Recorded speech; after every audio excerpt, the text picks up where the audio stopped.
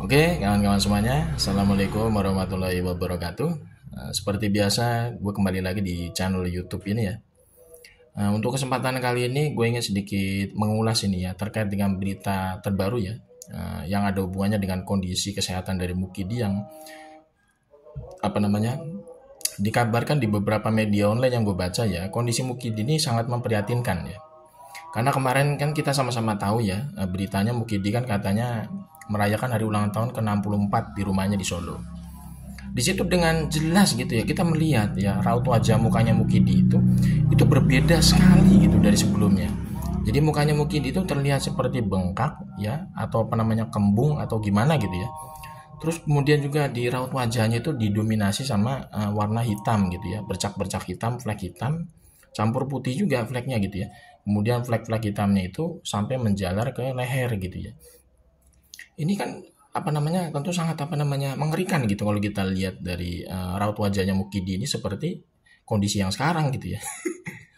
Dan menurut gue memang ini nggak bisa dipungkiri, ini adalah bentuk dari yang namanya azab ya, azab luar biasa dari Allah Subhanahu Wa Taala bagi Mukidi ya, yang selama ini memang dikenal sebagai pribadi yang hobi ngibul gitu ya, hobi bohong gitu ya, hobi bokis ya, dan dengan segala macam lah kemunafikan Mukidi ini sebagai penguasa gitu ya. Ini tentu menjadi sebenarnya adab yang mungkin secara kontan ya Allah berikan kepada Mukidi selama Mukidi ini masih hidup di dunia. Ini baru adab pertama gitu ya. Dan langsung kontan Allah kasih Mukidi di dunia gitu adabnya. Berupa penyakit kulit gitu ya. Nah, nanti Mukidi ini nanti akan merasakan juga azab yang luar biasa besar ketika dia sudah dijemput ajal tentunya. Kenapa? Karena Allah Subhanahu wa taala itu tidak akan membiarkan yang namanya kedoliman. Ingat itu. Allah Subhanahu wa taala itu nggak akan membiarkan yang namanya kedoliman dari siapapun. Kita sama-sama tahu Mukidi itu ya memiliki banyak sekali kedoliman luar biasa selama dia menjadi penguasa kemarin 10 tahun.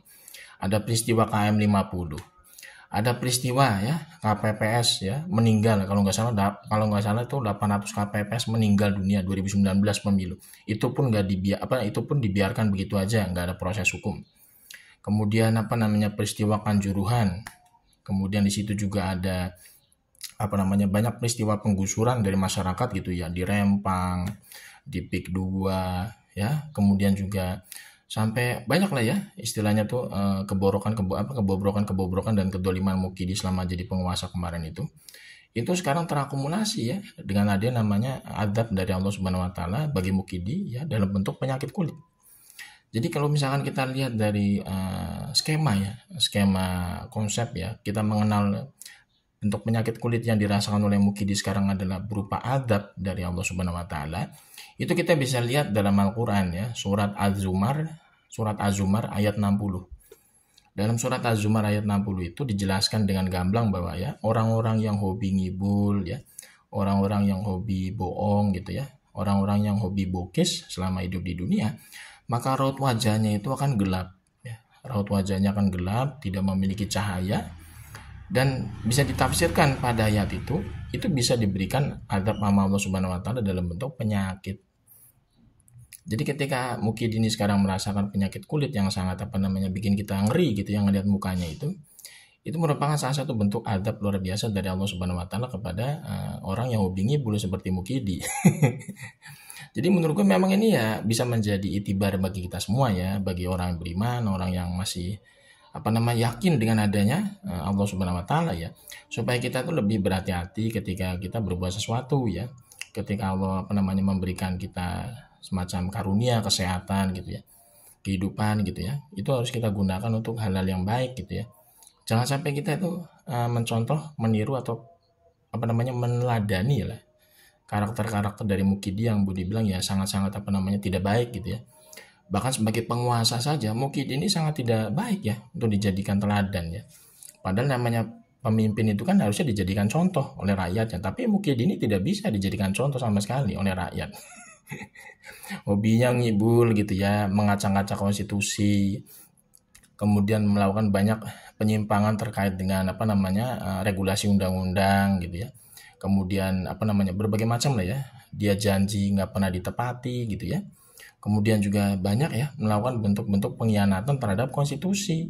Contohnya kemarin gitu ya, si Beler itu ya lolos menjadi cawapres Pak Prabowo lewat putusan MK nomor 90. Yang harusnya di situ Mukidi itu ya, apa namanya Mukidi? Yang harusnya di situ itu si Beler ya tidak berhak menjadi cawapres karena usianya masih di bawah 40 tahun. Tapi Mukidi ya dengan kekuasaannya gitu ya, dia apa namanya berbuat dolim karena mengacang-acang konstitusi yang sudah baku. Ternyata dia bekerja sama dengan Paman Usman di MK ya untuk apa? Untuk merubah bunyi pasal Undang-Undang Pemilu yang mengatur di situ batas minimal usia capres dan cawapres 40 tahun harusnya akhirnya dirubah. Makanya itulah ya apa namanya bentuk apa namanya kedoliman dan penyimpangan yang luar biasa yang dilakukan oleh Mukidi, bukan hanya dari segi kedoliman kepada masyarakat ya, tapi dia juga berbuat dolim karena sudah mengacak-acak apa namanya mengobrak-abrik aturan konstitusi yang sudah baku sebenarnya. Mungkin ya karena inilah ya, karena yang bersangkutan itu Mukidi itu gue dibilang ya haus dengan kekuasaan gitu ya. Jadi seolah-olah itu dia itu nggak mau ya melepaskan kekuasaan yang dia pernah pegang selama 10 tahun. Akhirnya dia maunya apa? Yang melanjutkan itu adalah anaknya gitu ya. Jadi nggak boleh orang lain yang melanjutkan gitu loh. Dan akhirnya sekarang dia merasakan ya apa namanya berbagai macam akumulasi keburukan, kedoliman yang sudah dia lakukan gitu ya. Dalam bentuk apa? Ya penyakit ya, penyakit kulit ini.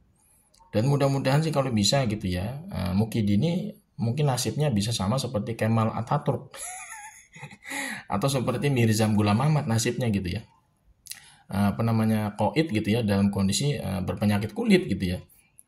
Karena memang orang-orang yang dolim itu tidak akan pernah dibiarkan oleh Allah Subhanahu Wa Taala ya mengakhiri hidupnya dengan baik, tidak mungkin ya. Karena berbuat dolim itu pasti akan berujung pada keburukan gitu ya. Pasti para pelaku kedoliman ini ya nggak mungkin yang namanya dapat husnul khotimah, nggak mungkin, pasti dapatnya adalah su'ul khotimah.